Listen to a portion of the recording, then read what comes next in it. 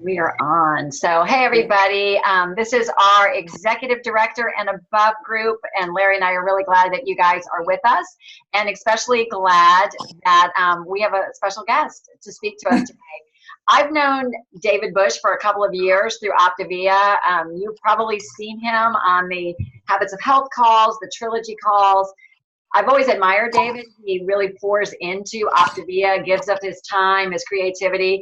He's helped us with our challenges that we've had for our clients. And so everything he has done always just comes from this very, very generous heart that he has.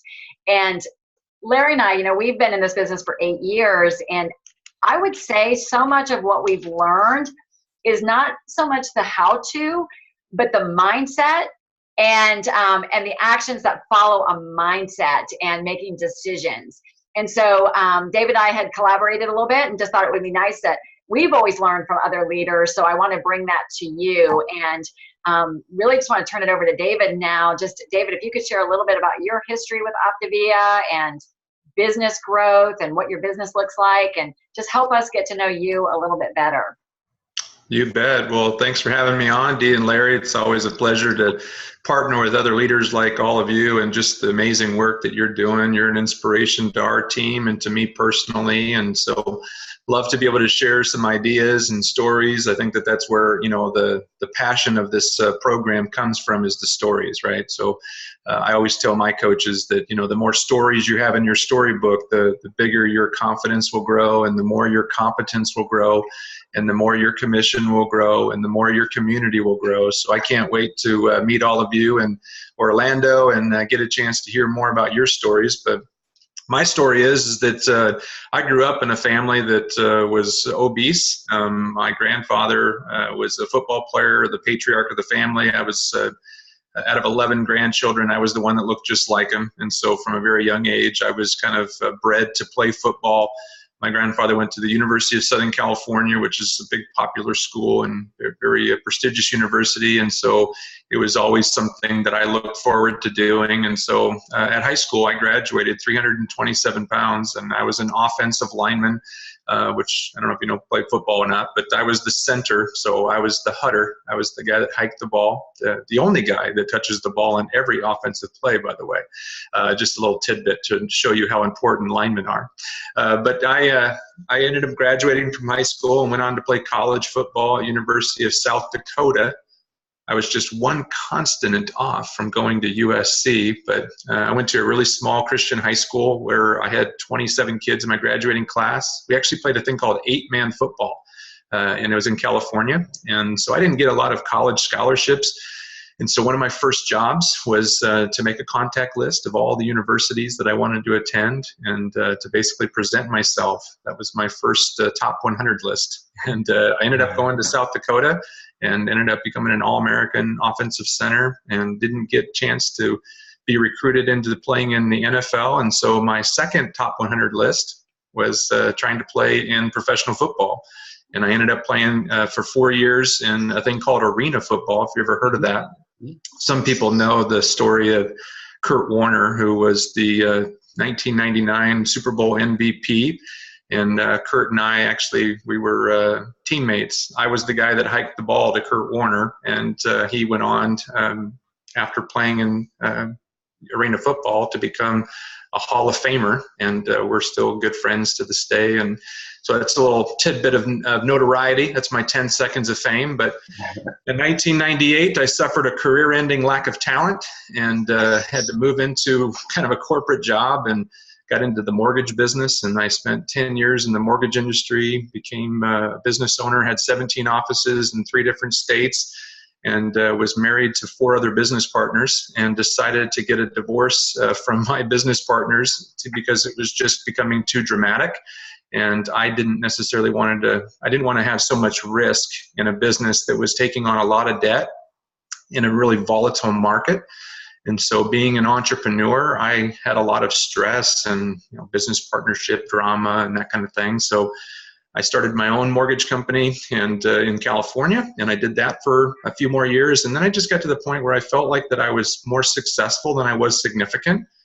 And I really wanted to make a shift in what I was doing. And I'd always dreamt about being a a people farmer. I wanted to help people grow. And so I decided to become a peak performance coach. And I started working with a lot of people in the mortgage business and in the just the world of financial services, and actually had a chance to do some of this stuff that Larry is involved in. I was working with a lot of financial advisors and helping them to raise their level of performance. And I called myself a peak performance coach that helped people to design and live extraordinary lives. And at the time, I was 100 pounds overweight. And I was teaching people how to design and live extraordinary lives. And unfortunately, I was very good at it. And I was very well paid. I made a six-figure income coaching other people to become successful, but I wasn't healthy. And I would avoid the conversation around health because it wasn't something I was good at. And then I had a chance to meet a guy by the name of Kevin McCarthy, who wrote a book called The On Purpose Person. And he was the national convention speaker for Optavia in 2007. And he had lost 50 pounds on the program, and he was my inspiration because I saw a picture of him and I asked him the question, what did you do? He told me what he did, and he was actually coached by Laurie Anderson and Dr. A because he was the speaker, and he wasn't going to speak to a convention of health coaches being 50 pounds overweight on the topic about being on purpose. So he had a similar scenario, and I just saw my life in Kevin. And to be honest with you, I thought, if Kevin can do it, I could too. And so I did the program and ended up losing 100 pounds on the program 10 years ago. I started December 28, 2008. And as you can imagine, I was a person of influence. I lost a lot of weight. And then I was referring people to my coach. Sound familiar? And my coach said, David, are you interested in becoming a health coach? No, I don't have time for that. It's my worst talent is health, and coaching people on that. I mean, I couldn't even spell protein. I couldn't figure out how to manipulate the macronutrients. I was just really good at the 5 and 1, and the Habits of Health book wasn't even written then. So I didn't really have a whole lot more than the Be Slim lifestyle. And Dee and Larry probably remember that. That was the Be Slim lifestyle, which if you haven't memorized that yet, that's a good strategy. Guys like me, developed a healthier lifestyle because of some 6 simple habits. But as I started to think about the opportunity, it was money that spoke to me, to be honest. My business was beginning to suffer because, I don't know if you guys heard, there was a mortgage crisis in 2008. So there was a large sucking noise over at the bank because a lot of the companies that were paying me were no longer interested in paying me because they felt it was a discretionary expense. So my income started going down, and my lifestyle was like this. And when Larry probably sees people with financial expenses like this and income like that, he probably says, sound the alarm. And there was an alarm going on in my head. And so when my mentor or my coach, Kevin, said, Dave, you can do this, and you don't have to be the coach, and you can make money telling people about your story. All you have to do is find somebody to do the coaching. And I thought, well, that's a different way of looking at it. Like, I don't have to do the coaching, but I could be an entrepreneur and I could just add it into what I'm already doing. And so that's what I did. So I started as a health coach, kind of like a physician, where I basically found somebody to do the coaching who was actually a personal trainer. She was 23 years old, no weight to lose, fitness model. And she was passionate about personal training, and I was passionate about helping people. And so I just signed up to become a coach. $299 was the cost back then. Came in 2 big boxes of stuff. I actually still have some of the things that I got back then. It looked a little different than it did now. And then so from that point on, I just started referring a few people. So in April in 2009, I had 5 clients. In May, I had 9 clients, and then in June I had 25 and a few coaches, because one of the people that I was actually coaching was a physical therapist with 5 physical therapy clinics and a 25,000 square foot fitness facility. And I fell into health coaching with them. It wasn't like, oh, he was on my top contact list. I just was doing the program, and I was talking to people that I was in connection with. And he asked me, what are you doing to lose weight, man? And I told him, and I go, you know what? As a physical therapist, you would probably be interested in learning more about this program. And he decided to do it, and he lost 50 pounds, and then he opened up the whole program to all of his clinics, and he got real passionate about talking to other health professionals about it, and all of a sudden my mind exploded. In June, I was thinking, I got paid $3,300 in 1 month for talking about a program that I would have talked about for free, and I just referred people to this coach who did the coaching. And so I decided to go to the convention in 2009, and I took a whole bunch of people with me. Her name was Kristen, my wife, and that was just the two people that showed up. It was out in Arizona, and I got a chance to see the big picture, which was about 1/10 of the picture that's going to happen next month. There was about 1,500 people there, and I just saw people talking about passion, and Colonel Brad McDonald, who's passed. He was the board member, director of the board then, and the CEO of Medifast, and he talked about God and country, and Dr. A talked about health, and nobody ever paraded big checks across the stage, because I thought it was one of those deals, So that's why I went to the convention, because I wanted to see, like, okay, how weird is weird, like what is going on down here, because it seems like it's just one of those deals, and I didn't want to be part of those, and so I kind of constructed it in a certain way that it wasn't one of those things for me. And then I saw what it was, and I was like, wow.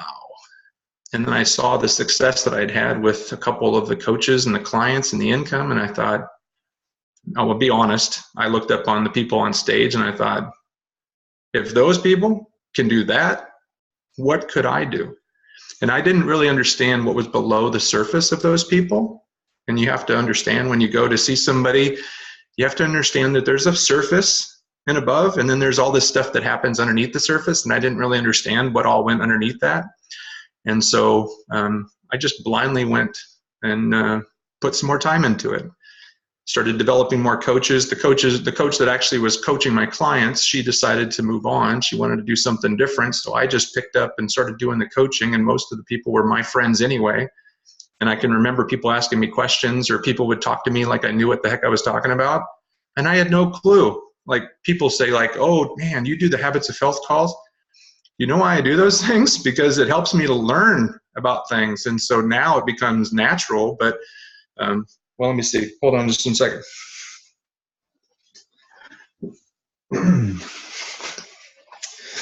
So I went through the Habits of Health.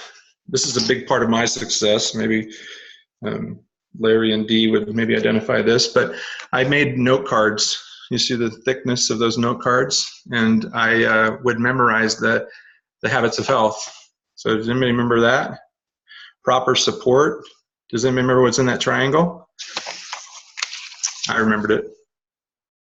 So I just took it and put it into note cards. And every time I could, watching TV or whatever, I would just memorize the Habits of Health.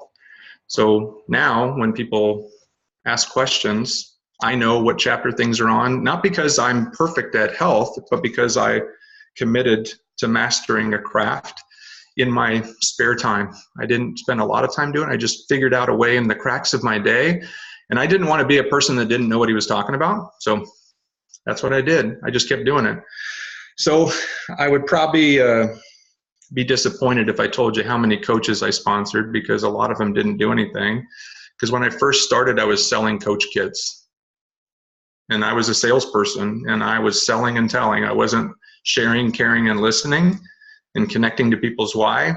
I was just transferring enthusiasm, which was a skill set that I had mastered in my previous career, but I didn't realize the cost of not listening and telling people what to do and treating them like employees, because that was the model of business that I came into. So I did things the wrong way and failed at growing as fast as I wanted to. This is my 10th year as an Optavia coach. I'm in my 3rd month of qualification as an integrated presidential director. And it's, kind of a fun little thing to go through. And rank doesn't really mean that much to me.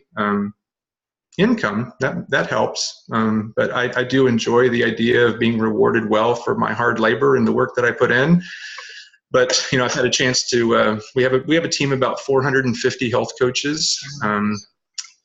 Our group volume is about $550,000 a month. My personal frontline volume is about anywhere between $12,000 to $14,000 every month. And I don't have a lot of new clients every single month. I usually bring on somewhere between 2 to 5 new clients a month, and most of those are coming through coach development conversations. And so oftentimes I'll start a new coach as a candidate or as a client, and then I'll just kind of see if it's a good fit for them, because I realized that when I sold coach kits to people that wanted to become coaches and they weren't passionate about the program and they didn't have an experience that was worthy of sharing with other people, they didn't do real well, and I wasted a lot of time with them. So most of the people that I bring on are coach candidates or referrals from family members or clients, just because I've done a really good job of coaching them to get great results. And I've taken a philosophy personally that I help everybody to take the next step. I've never been in a position where it was about the food. And that's been something that's just really helped me. And I've never been in a position where it was about becoming a coach. I was basically just helping people to design and live extraordinary lives, which was my mission when I first started my peak performance coaching business. But when I was doing my peak performance coaching business, I had, I don't know, maybe 150 clients that I was having a chance to impact. And now I have 450 coaches, and each one of them on average makes $6,000 to $7,000 a year. And on average, and obviously there's some people that are doing fairly well, and then there's people that aren't doing anything.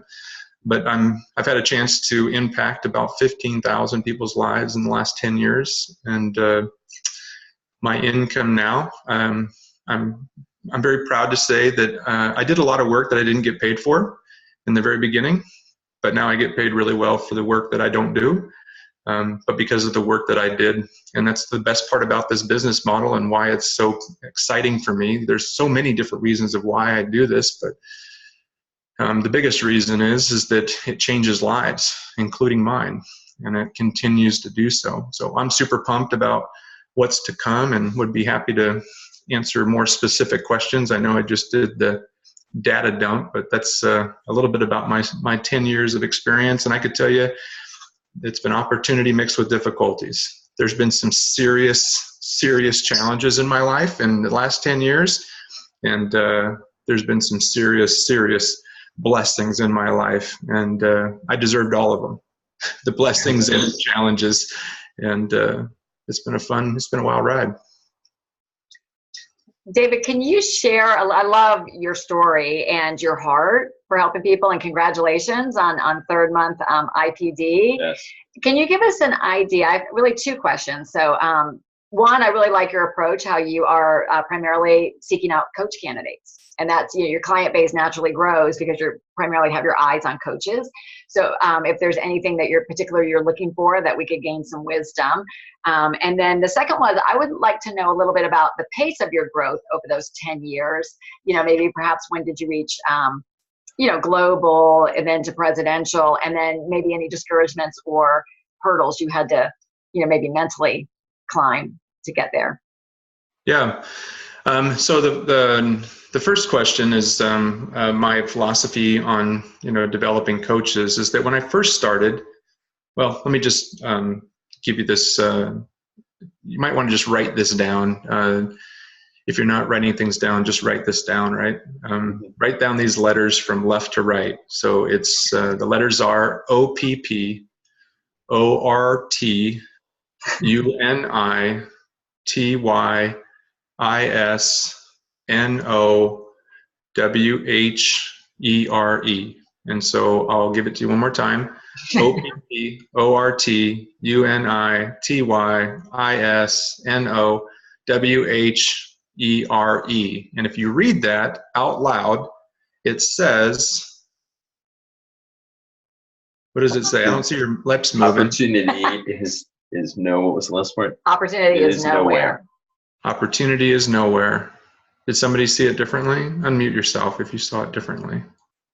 I saw opportunity is now here. Is now here. Well, I tell you what, isn't that funny how the exact same letters in the exact same sequence, somebody saw opportunity is now here, and then somebody saw opportunity is nowhere.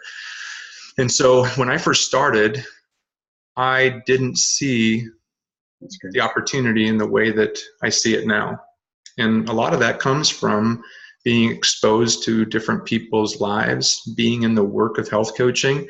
I use the analogy of climbing a mountain.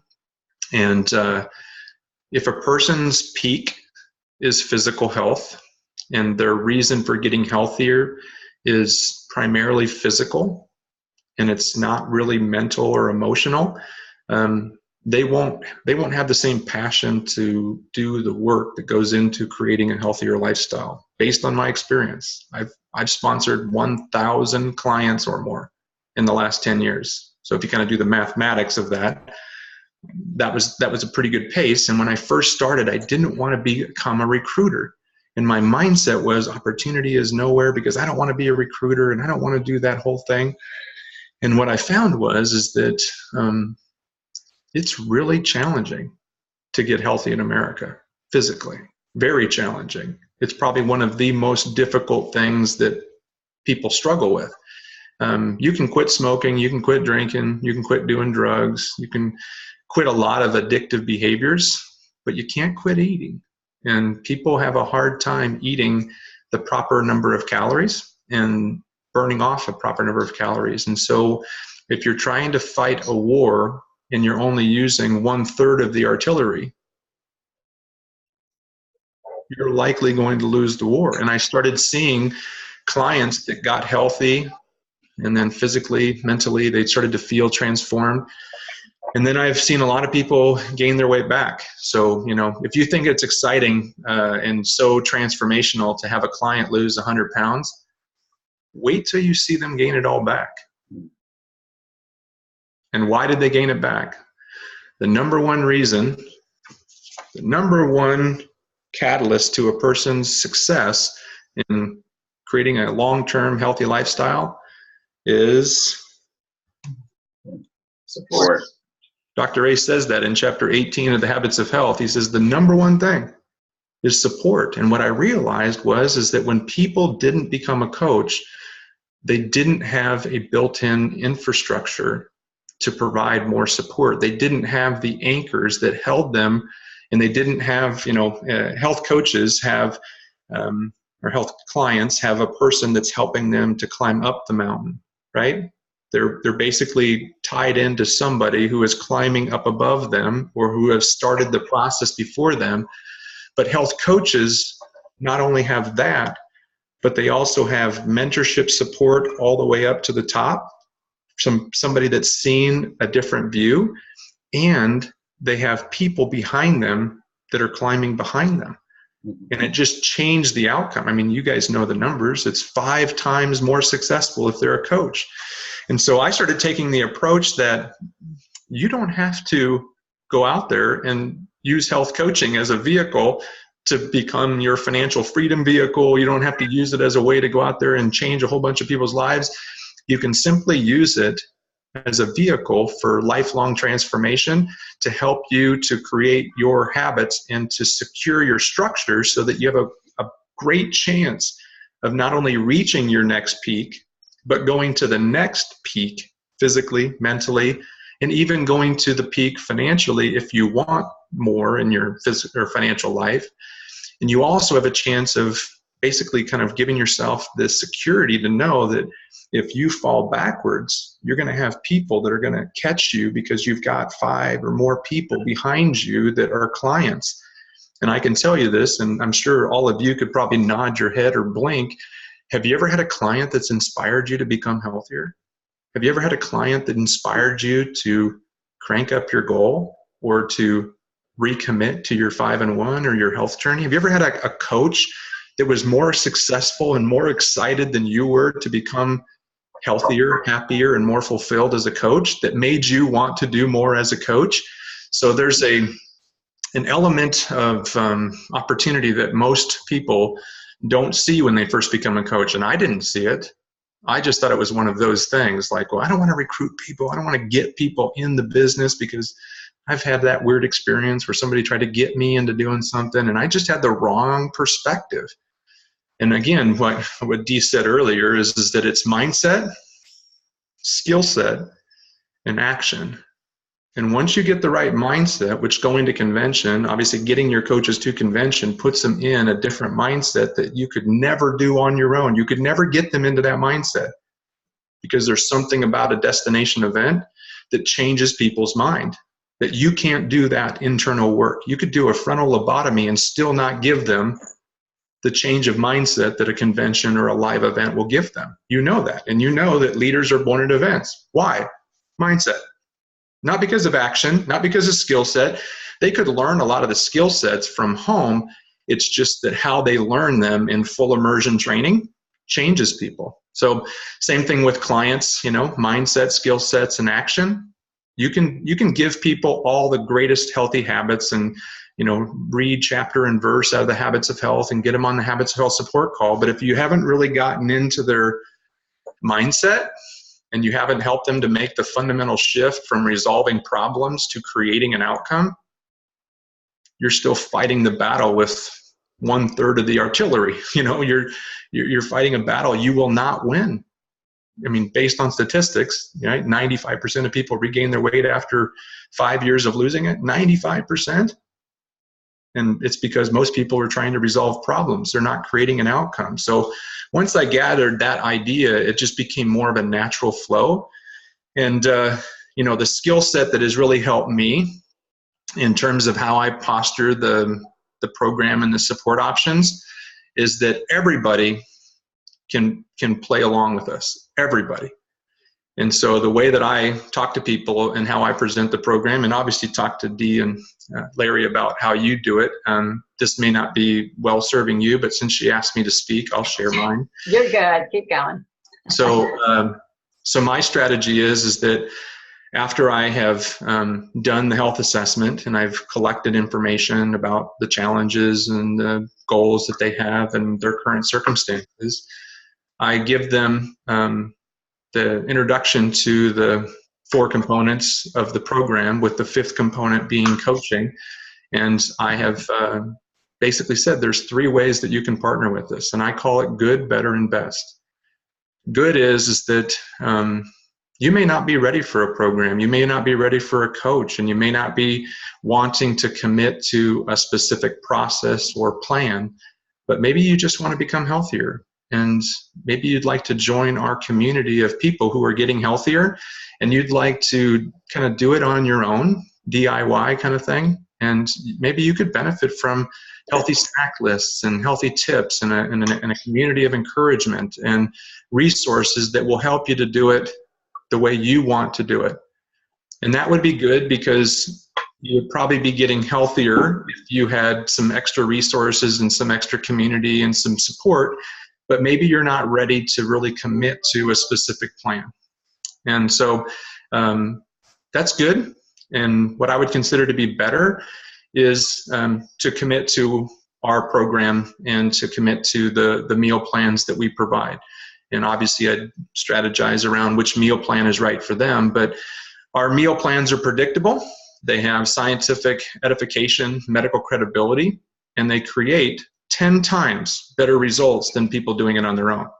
And that was a part of the recent success study that maybe some of you have seen, but our program produced 10 times better results than people doing it on their own. So I know it's better than good because I show clinical studies and peer-reviewed research that proves it. So you can tell me you can do it better than I'm doing it, but peer-reviewed research by medical experts say that you can't. So I'm just telling you this is better than doing it your way, and there's 4 reasons why it's better. There's accountability with a coach, and accountability breeds responsibility. There's an educational program that teaches you about how to create health in your life and well-being in your life that's not about resolving a problem, which is what most people try to do on their own, right? So everybody says, I know what I need to do, I just need to do it. And the reality of it is they have no idea what to do, or they would already be doing it. And I tell people that. When they say, I know what I need to do, I just need to do it. And I say, you know what, I understand how you feel. Many of the people I worked with felt the exact same way, but what they found was it wasn't what they know that was the problem. It's what they knew for absolutely certain that just wasn't so that was the problem. So, a person says, well, I'm going to go back to Weight Watchers because it works every time I do it. you understand what you just said? It's not working. If you have to keep doing it, it's not working. So maybe it's something that needs to change. And we have an educational program, which obviously the book and a workbook, or the book and the life book, it's going to burn off calories if people just carry it around, because it's like 50 pounds of education. So that alone is going to transform people. And then there's the community and the virtual clinic and the access to the registered dietitians and the licensed nutritionist and all the community resources and team coaching and that kind of thing. And then there's the fuelings that obviously have the proven success because they're predictable. And there's only one thing that people do predictably, and that is they act unpredictable. Most people don't know how to plan, purchase, prepare, and portion size healthy food, and most people calorie creep or carb creep. And if you're a 50-year-old woman and you're not exercising rigorously, you can't win if you don't have good math. I mean, that's just the science of weight loss. And so I tell people you can get better results if you do our full program and if you allow me to coach you. And I'd love to show you how you can get better results within a month. And if it's 100% guaranteed, so if you don't like it, you can stop. But I would love to try this with you to show you how I can give you better results. And then the option that's the best is to do the program and to commit to a meal plan and invite other people to do it with you, because people are going to do what other people do. And if you have 5 other friends or 2 other friends and family members that are getting healthy with you, you have a better chance of success. And we have got some success studies that show that people that actually help other people to get healthier as coaches are 5 times more likely to get healthier than the person that's just doing our program. So if we're 10 times better than people doing it on their own, just becoming a client, and we're 5 times better than clients becoming a coach, which option do you think was a good fit for you? Good, better, or best? And they choose an option.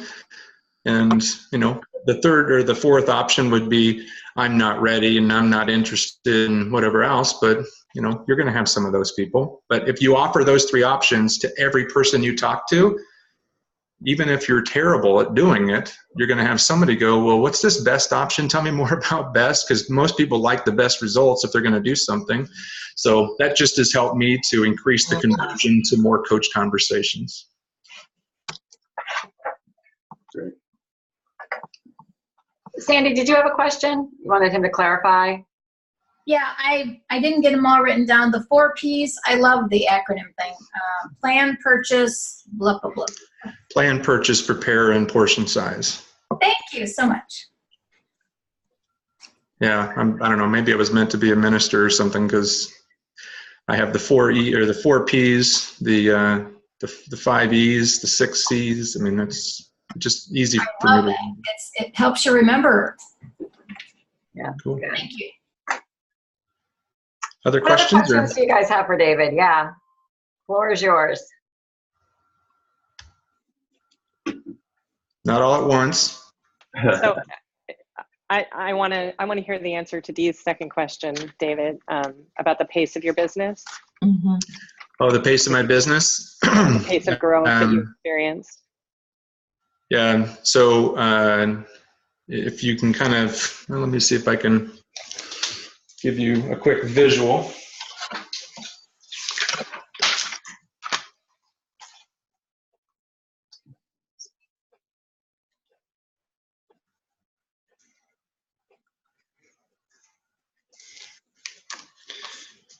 So this is where I started at. So this point right here was a point where basically I had, I was out there offering the program as a weight loss solution. And the peak was at basically the peak of my wow factor. And every person that has a significant weight loss story has a season of wow. And then as soon as that, and you don't even realize that the season is changing unless you're actually just looking and you're analyzing the activities that you're getting, right? So there's, let me see if I can share, can I share my screen really quick? Sure. So this is a process that I share with people that is just, it's the people farming process, right? You help people grow into becoming more successful. And so if you have a list of connections or your share list, that's a good place to start. And then you can move them to the point of contact where you actually make contact with them and see if they're interested in getting healthier. And then you can move them to candidate. And then if they are not ready to move into the client position, you can move them into community. And then you can move them into client and then to coach candidate and coach and senior coach and ED. But this is the people farming business that helps people to grow through the different stages. And if you don't realize that you're not making enough new connections, if you're not making enough contact, and you're not helping people to become candidates, oftentimes with the wow factor, it just happens naturally. Because people go, wow, look at you. And then as soon as that ends, and your social media post with your photo doesn't get as many likes and it doesn't get as many comments, and if you haven't worked the skills to learn how to create conversations and add people to your list, what happens is it starts going down. So what I had is I had wow factor personally and I had wow factor professionally. I had a few coaches that got on board. They were health professionals. They had transformations, and what took place was a lot of wow factor. We really didn't get into the business of developing the skill sets to grow through that people farming process. And so then what happens was that people hit ED, and then they no more wow factor, director, associate director, and there was no real blended path back then. And so the business took off and went, and I thought, oh my gosh, I'm going to do this. You know, I started burning the bridges and started saying, hey, no, I don't want that speaking event. And no, I don't want that coaching client. I'm going to go with Optavia. It's going to be my full-time income. And then it was like, getting punched in the gut. You know, ED's quitting, ED's evaporating. And I was like almost to global. And this was probably like 2.5 years. I mean, this is my story. So in 12 months, I went from being a health coach to becoming an integrated national director. And that was like in 12 months. My first 11 clients, 3 of them became EDs. So I was like, oh my goodness, I'm going to change the world. And then reality struck, and some of my thinking and some of the things that I was training my team to do turned out to not be profitable or duplicable. And so what happened was that people started falling off, and then I started getting discouraged, and I started to second guess, and then I started going out looking for other opportunities because I was looking at this failing income or falling income, and I really didn't have a lot of mentorship because some of you know Kevin McCarthy. I just said, but he was sponsored by Dr. A and Lori, and Kevin really didn't want to keep doing the business, so I wasn't really being mentored there, and I felt like Dr. A was too busy to talk to. So I didn't talk to my mentorship team, and then my business was tick, tick, tick, tick. And then, you know, I didn't stop going to conventions, although I did many times make excuses like, I don't need to go to another convention. I just need to do what I need to do. Mm-hmm. And I started getting really discouraged with it, and then I just kept going. And there was a couple of people, and I'll wrap up with this. I know we're getting close to the end of the time here, but your cousins in this business, some of you cousins, right? They become your greatest mentors sometimes, you know, especially if you're working in a dysfunctional team. And I don't think that your business is dysfunctional. I'm just saying that sometimes your mentor doesn't want the same thing you want, and you feel cut off from that other mentor in the relationship, or maybe you don't see eye to eye with that mentor or whatever. I mean, I've had it all, right? And I became very discouraged with this idea. And I'd get ticked off, right? I'd go to convention and be like, hey, you know, John is the presidential in 2 years or 18 months. And, you know, it's like I hated the Miller team for a while. I was just like, you know, another person from then goes presidential. And my wife, you know, she's not involved in the day-to-day operations. So she's like nudging me at convention, like, what's wrong with you? Why are these people? And so I'm thinking, what is wrong with me? Well, what I realized is that underneath the surface of the Miller team, there is a culture of the trilogy. And in our business, my business, there was no culture of Trilogy. There was culture of weight loss and health coaching. There wasn't a culture of creating the trilogy of optimal health and well-being. And I didn't understand that. And because I was disconnected from my mentorship team, I was trying to solve a problem with a solution that would never solve the problem. And so I battled in my own ego. And, you know, people say, get out of your own way. Well, I was in my own way.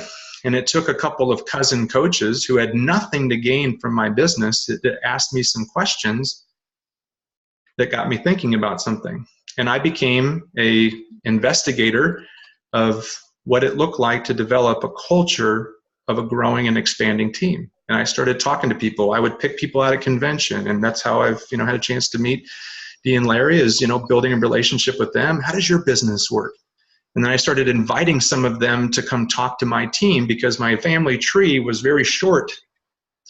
And then some of you know, I finally got to the point where I started to understand team coaching. And so Lori Anderson and I, we started working together on a regular basis, and then Lori died. And it's like, oh, I was just getting going again, you know, but I believe so much in the mission, and I believe so much in what we were doing that I just didn't quit. I just kept showing up even when I didn't want to. And even when I gained some weight back, I kept doing the do, and I kept showing up.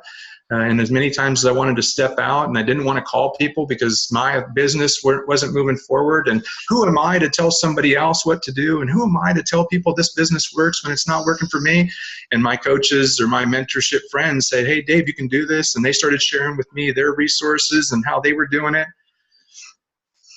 And all of a sudden, some things started happening. Things started growing. And that's what I would say to any coach who's feeling discouraged. I saw something come up. How do you handle that discouragement? You learn the skill to discipline your disappointment and discipline your discouragement. And you make sure that you fill your cup up every day with your own personal growth and development so that you can pour out into others, because you can't pour from an empty cup. And some of us start to get into this mindset that we have to go give, but we never take, or never get filled up. And so then people don't ever get a chance to be filled up. But by being filled up from your cousins, that's why you go to events. I remember talking to Terry Miller at an event at the airport, and I thought, hey, that's Terry Miller. I've heard her story before. So I went up and said, hey, Terry, I'm Dave Bush. Hey, tell me a little bit more about your team. And this is like 2011. And she said, you know, her whole story. And she tells me that she has 3,500 health coaches and that she's doing $3.5 million a month. That was a long time ago. And I said, well, how much money do you make? And she says, we're making about $135,000 a month. What? You're doing that? Like that? I was like, in my mind of discouragement, I was like, hold on a second now. Tell me more about that. And then she started talking about the culture of duplication and developing a mindset of the trilogy and offering people the full offering and not just holding back. And it was a totally different model than the way I was doing it. I was doing it wrong. And I was doing it in a way that was right for me, but it was wrong in terms of how the business model thrived. And it was like choking myself. I was gasping for air, but I didn't realize I had my own hands around my own throat. And I just needed to take my hands off my own throat and do what leaders do, because success leaves clues. And so when I started doing things that Kim Fisk and some of the top leaders were doing, all of a sudden I started getting what the top leaders got. And then, you know, other challenges have taken place. You know, I recently lost a global leader. That's quite discouraging. If you think it's hard to lose an ED, when you lose a global leader, you know, it's tough. And it wasn't anything that had anything to do with my doing. It had to do with his doing and his decision making. And but what's interesting is that even despite the challenges, when you think it's going to end and the world's going to end and the world's collapsing around you, remind yourself it's never as bad as you think it is. And it's never as good as you think it is. It's always somewhere in between. And if you keep showing up, you keep doing work, you keep doing the hard work and loving on people, you'll see some amazing things in your life. And I can't wait to celebrate them. Any other questions before we wrap up? Anything else, guys? I just wanted to ask, hi, I'm Carol. Hi, Carol. First of all, thank you for all that you do. I love your Habits of Health calls and just how your knowledge spills out so quickly. I was interested in the very beginning when you were talking about how you just wanted to have someone coach for you. I was trying to, when you say that, you still had at least 5 clients too, right? Or it made it sound like you hired a coach to handle your clients, and I was trying to figure out what that meant. Yeah, so my wife didn't want to do the coaching, and I offered her the opportunity to do the coaching, and she didn't have any interest in it. And so I just found somebody that had an interest in something more than what they had. And this particular person was a personal trainer, and she was already coaching people around personal training. So I said, hey, would you be interested in making additional income and getting a chance to work with additional clients? Because some of the people here in the community are doing my coaching program or interested in what I'm doing, and I could refer them to you. You could coach them through the program, and then you could do personal training with them. Would that be something of interest to you? So I didn't hire her. I just shared in the commission and said, you know, I signed up as a coach, and I just gave her 50% of the commission, and we did everything underneath my name like a husband and wife would do. It just, she was doing the coaching, and so I was doing the engaging, and she was doing the educating, enrolling, and encouraging and coaching. And then I would come in every once in a while, and it was a friend or a family member, so I knew them. And so I would just check in on them like team coaching is now. Okay. All right. Thank you. Yeah, you bet. Well, it was great chatting with all of you. And so if I could give you 3 simple takeaways, and I'll give it to you in 3 E's that will help you to remember them. So the first thing I would challenge you to do is to evaluate what you want. It's an important habit to build, is to evaluate what you want and to clarify what it is that you want to be, do, and have. A confused mind does nothing. And most of you are still a little confused as to what you want. You haven't been bold enough. You haven't been brave enough to clarify what would really do it for you. And I would encourage you to dream a little dream and say, here's what would really do it for me. If you can't dream a big dream, which sometimes people have a hard time fantasizing or dreaming of big, audacious goals, but dream a little dream at least, and just clarify what would really do it for you in the next 3 to 6 months in 2019, and to identify what that looks like, why it would be important, when you would like to have it happen by, where you're going to invest the time to go make it happen, and then who you think would benefit from knowing about what you're excited about. Don't make it to be about getting people. Make it to be about awakening people to what it is that you're doing and why you're doing it and how you're helping people. So first, evaluate. Go through that process of getting clear. Where are you at? Where do you want to go? Why is it important? Where are you going to find the time in your calendar to make it happen? And then who do you want to talk to? Make that list.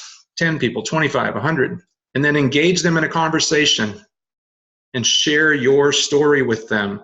Don't make it to be about getting them to do the program or getting them to become a coach. Make it to be about you inoculating the world with hope, health, and help. Don't try to get them as a client. Make sure that they know that you have hope and that you're giving hope and that you're offering health to people if they want it, and you're going to help them. And know that you have the 3 options: good, better, and best. Everybody qualifies. It's not about people buying food. And then the third thing is to follow up and get an answer, to educate them. The whole goal in engaging them is to invite them to learn more. Sharing your story is just opening or piquing their curiosity. The third step is to educate them on how the program and opportunity can help them to achieve their goals. Most people don't think that they need a health coach. Most people don't think that they need to become a coach. Don't tell them to become a client. Don't tell them to become a coach. Find out what they want. Find out why they're struggling to get it. And then offer the program and the coach opportunity as a solution to get that. And then offer your support to help them. And it may make sense if you posture it as a means to an end rather than posturing it as the end. And saying, you know what you should do? You should become a health coach. You know what you should do? You should become a client on our program. That does not compute in the everyday world. But posturing, hey, if I could help you to achieve what you just said you wanted, and we could do so in the next 28 days, would that be something that you'd be interested in? I'd love to tell you more about what I do. And now you have somebody that's interested in learning about the way that you help people to achieve their goals. So that's it. David, Thank you so much. I mean, just so encouraging to hear your story and just the points that you shared today. We love it, and I speak for the whole team. We're just grateful that you took the time to spend with us today. So thank you very much, and congrats on your new level, and many more blessings to you and your family. Thanks, guys. Appreciate your leadership. See you guys. See you in July. We'll see you next month at convention. All right. Bye-bye. Bye.